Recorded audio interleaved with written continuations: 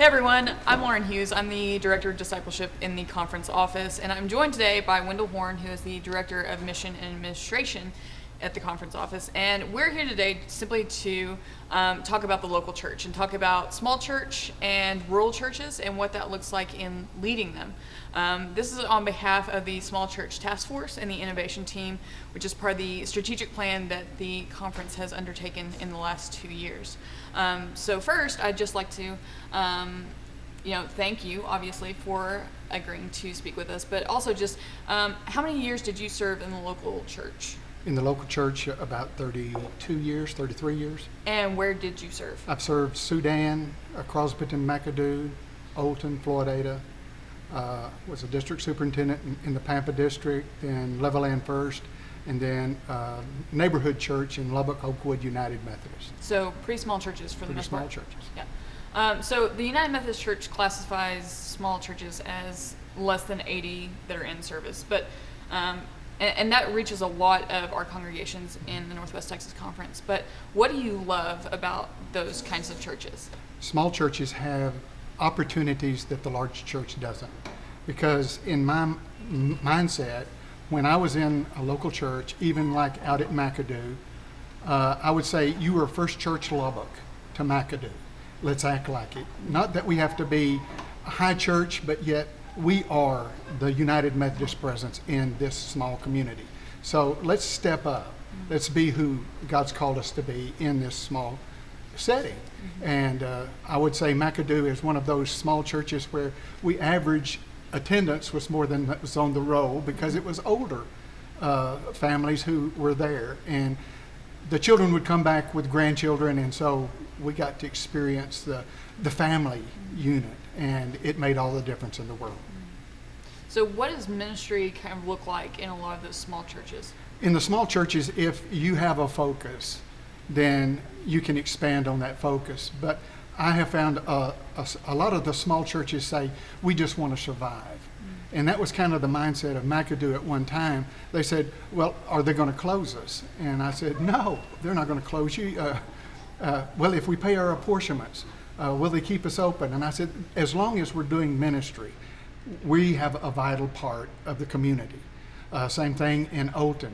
Olton was a situation to where an individual coming outside the community could only limit themselves by what they were willing to be involved in. It was an open community. I have been in some communities where you could have been there for 50 years, but if you wasn't raised there, you were still outside. So knowing those dynamics in a small community make all the difference in the world. And the opportunities to do ministry, because as the people see and live together, they find opportunities to basically use what they do know in a situation that they are living in, and then inviting folks in. And various opportunities are in every community if we just seize them. So what was it like for you as a pastor, with your gifts and your graces, to go into a congregation and encourage them to use their gifts and graces? Well, the first thing I'd want to do is, what do you do well? And how well are you doing that, and why? And then what can we add to make that even better? And so looking at the lay leadership and helping the lay leadership to see beyond just survival, that there are opportunities for us, because we did something in one of the communities. We found out that the average attendance of every church in the community, basically only 1/4 of the population was at worship on any given Sunday. So there's 3/4 of the population was not going to church anywhere. Why? And why not here? And why not with us? So what do you do as a pastor to just give practical steps, advice, leadership to lay who are kind of like, yeah, we see this, but we don't know how to go about it? One of the things that really bothers me is, well, we've tried that and it didn't work. Well, it didn't work because we stopped when it didn't work. And to me, they say, well, that's a failure. No, failure is not doing anything after it doesn't work. There's a reason it didn't work, and what is it that we could do that maybe could make it work or make it better? Or I guess we'd need to go back and say, was this a ministry that we needed to do anyway?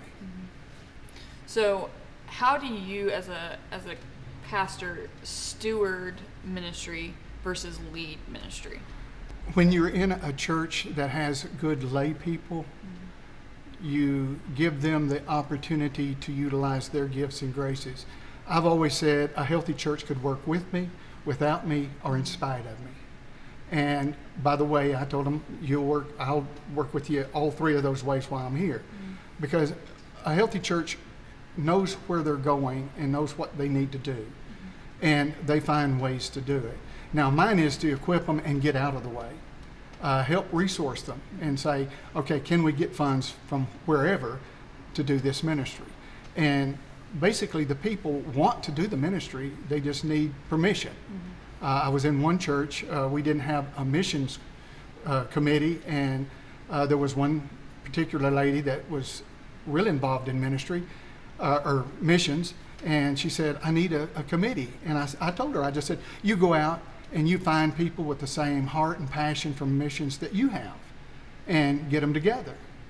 Well, she did that, and she come back and said, we want to. I said, no. You go out and do a mission and then come back and report and make us feel guilty for not being a part of it. And once they did that, everybody said, oh, can we play? Can we do ministry this way? Yes. And so here again, some of the ways that we do our nominations, we need to find people with passion to be on the committees that we do have within the small church. And if they have a passion for it, you just have to get out of the way and be a cheerleader on the side and encourage and give them their head. Will they make mistakes? Sure. But to encourage them and say, okay, maybe we need to go this direction with this, or maybe this is where God is leading us. And if we hadn't prayed about it, then the ministry is doomed to begin with. But once we pray about a ministry and we have a vision and how we should go about it using the talent and the gifts and the graces God has given us, then let's do it. And I think we're only limited by our imagination and our creativity to allow God and Holy Spirit to work in and through us. So we talk about innovation, particularly with the strategic plan, as you know, and I think a lot of people get trapped in thinking that innovation is new technology, it's new software, it's new whatever.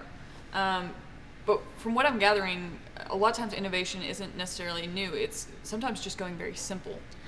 So what are some simple steps that can be innovative but don't require resource? They don't require computers or technology or anything like that. They're just simple ways to adjust the way we've operated before. Well, if we have eyes to see and ears to hear, we know where the crying is in our communities. And if we look to see how we could make a difference, that's the first step. And what does that look like? You know, technology is changing every day, but ministry is not technology, it's relationships. And in building those relationships, we have opportunities to hear the cries, the silent cries of the folks that are hurting and needing to know the fullness of who God is. And that's our opportunity. I think we need to look at our community with different eyes. Sometimes I think we look at how can we get new members in, and that's not what we're about. We're about going out to those that are not already a part of another church or denomination. I used to have a lot of fun when I'd go to the grocery store. I'd say, were you in worship on Sunday? And they would tell me that they were a member of a certain church. And I said, that's not the question I asked. I asked, were you in worship Sunday? And if you weren't, why were you not? If you're going to be whoever you say you are, you need to support your church with your presence, your tithes, your gifts, your service. And what does that look like? And they said, well, I hadn't been in 20 years. And I said, then why are you calling yourself that particular denomination? Get involved. If you want to, do it there. If not, find a place where you can fit in. And so basically it is that relational, but yet knowing that there is a need out there and in a small community, you can do that. At the coffee shop, at the gym, at the tractor supply, wherever.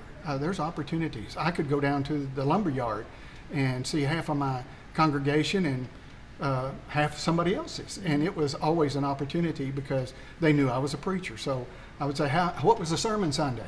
And they said, and I said, it's okay. The preacher doesn't remember either now. This is Monday or Tuesday. So these are opportunities to form relationships. And when you form relationships, I really believe the ministry will follow because you know their heart and you know their need. So you and I have talked about your experience in Olton in particular about bringing in young families to that congregation. Now, Olton's small town, small school, small county. But how did you go about reaching out into a younger segment of the population that is all around us, whether we're in a dying church or whatever, there are still young people in our communities. So how did you go about reaching out to those young families? Just visiting with them at their place of business or where they worked. One of the beauties of when I was at Olton, we had a lot of the majority of the population was Hispanic. So I would hit the third generation, and they were young couples needing a place, and because we had built that relationship, they would come. We also had a VIM trip that we took to Wattis, and a lot of them wanted to go. And so we formed that relationship in that doing missional work, and they got involved in the church. So it's the church connecting with the community, and then the community connecting with the community and the church. And what does that look like? Well, it takes personalities and folks willing to risk meeting new people. So how did that look like for you as a pastor to simply recognize the gifts and graces of your congregation? Even if they weren't necessarily telling you or showing you, what did it take for you to just start noticing those certain things? Well, there again, we were in a unique situation because we had a plumber, electrician, we had finished carpenters, we had contractors, we had folks who could do a lot of things. And so looking at those things is where we decided, all right, how can we utilize these outside the church? They were nice to have because the church would just pay for parts and they'd donate their labor for the church.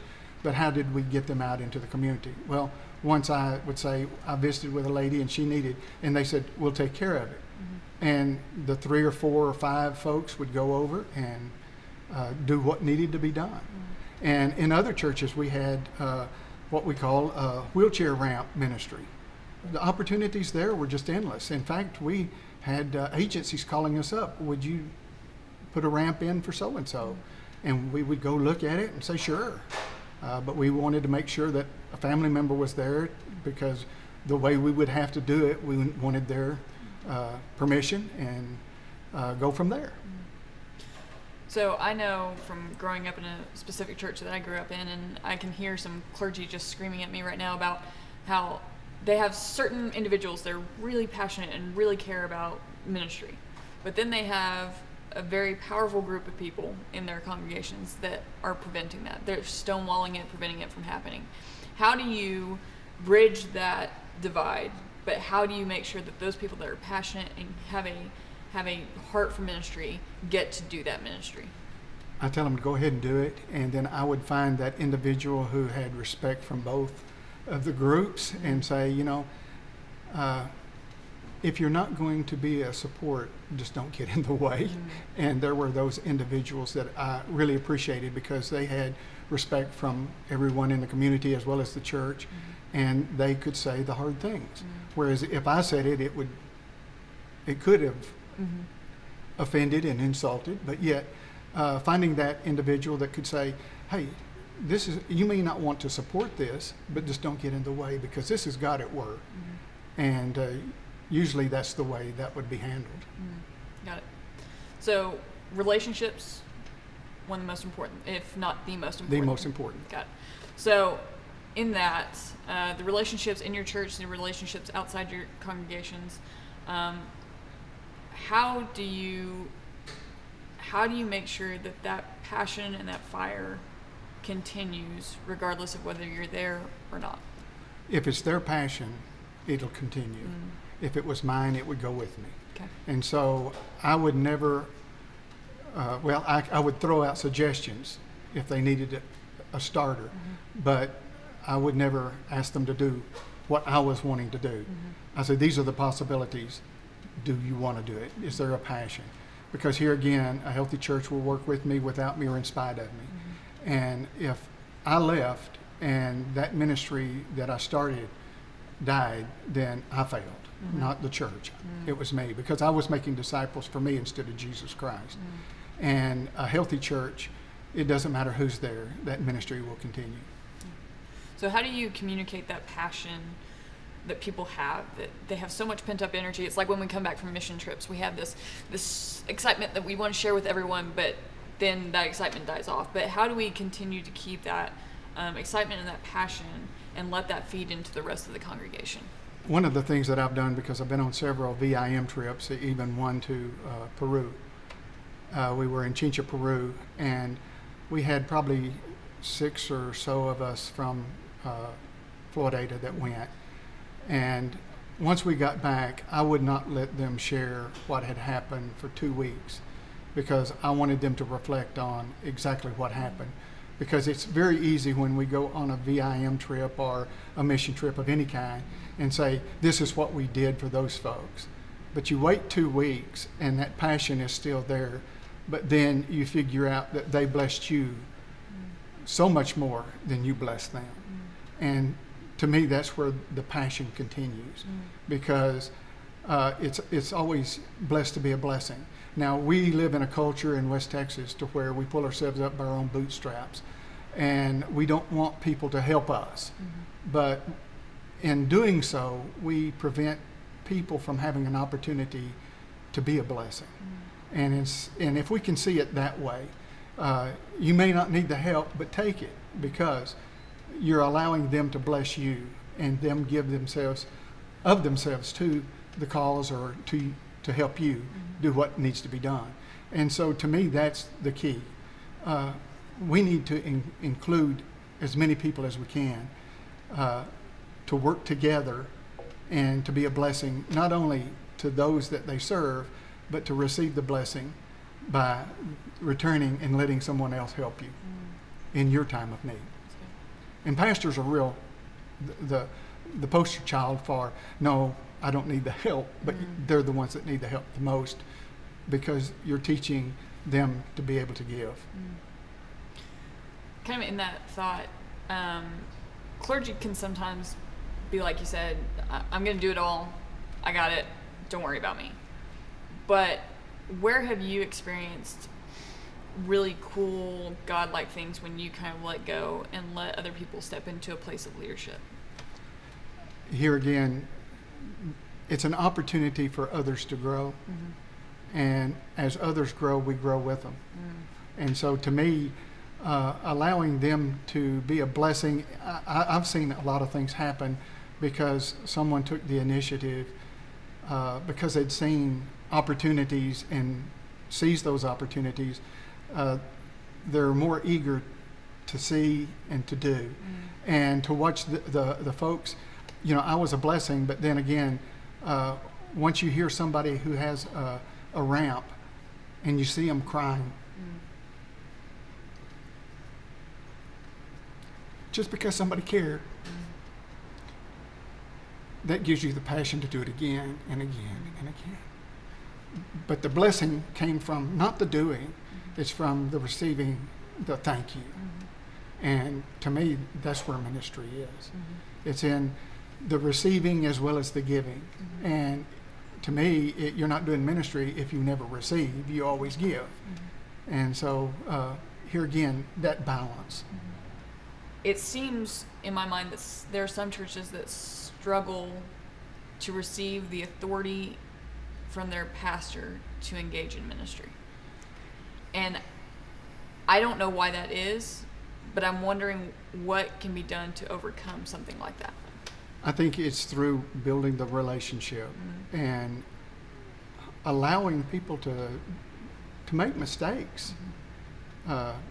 Not that pastors are perfect, because I've made more mistakes than my laity. It is knowing my gifts and graces and their gifts and graces and combining them so that the church can do and be. who God's called us to be. And a pastor who wants to control, that's a difficult one, because it's hard to get folks on board.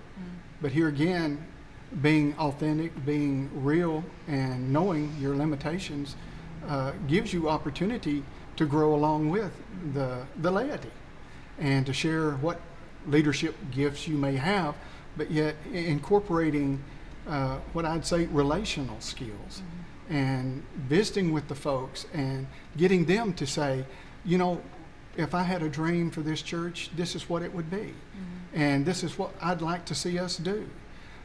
Not that, because I've had folks come and say, we need to do this ministry. And I said, I think you're called to do that ministry. How can I support you? Because I don't feel God calling me to do that. But if he's calling you, how can we as a church equip you to do that? And we would, of course, utilize the gift of prayer, but also discerning why. If this is a passion for you, how can we help you? And how can we help you attain whatever it is, the mission or ministry that you want to do? And getting and walking alongside them. Sometimes we don't get the full picture until we start talking in relationships, and then including others, and then all of a sudden the passion comes to the forefront, and they said, oh, this is a no-brainer, let's do it. And it's not just one individual leading or guiding it, but it's the church coming together to say, hey, this is something that we can do, and we can do it well. And I just say, encourage them. As I always told them, sick them. Go for it. Do what you need to do. And on the flip side of that, we hear a lot in Christian society about consumerism in the church. We hear it about in the world today, in the sense of turning people that just show up on Sundays, get what they want, and then leave. Consumerism. How do we start making that kind of person excited about what the church is doing? You ask the question, what is your passion? What is God working? How is God working in your life? And a lot of times we don't ask the folks that are consumerisms. They come and, you know, at one time in the history of the church, it was good business to be in church and be seen. Now, whether they were active, some were, some probably were there because they wanted to be seen as being a good Christian, going to church on Sunday, and by the way, I have a Christian business and that type. But yet, to me, we fail to ask the people in the church, where is God leading you as an individual in ministry? And then if the church, because there may be 2 or 3 others in the church that have the same understanding, but they're being silent. And I believe it's because we've never asked. What is your passion? How could we be the church? What does that look like? What could we do? And a lot of things in the smaller church, it's not about financial resources, it's about people resources. It's people willing to be a part of and be invested in something beyond themselves. And to me, that's what church is all about. It's when everybody gets together, and I say on any given Sunday, all the gifts and graces are in one place. And if we would just harness that and use it for the glory of God and building His community in the kingdom of God, we would be the church. In the next few weeks, we will be interviewing a few more of our local pastors and clergy about their experience in the small church and rural church. And so we are excited to hear from them about how they're engaging their local congregations and their local communities as small church leaders.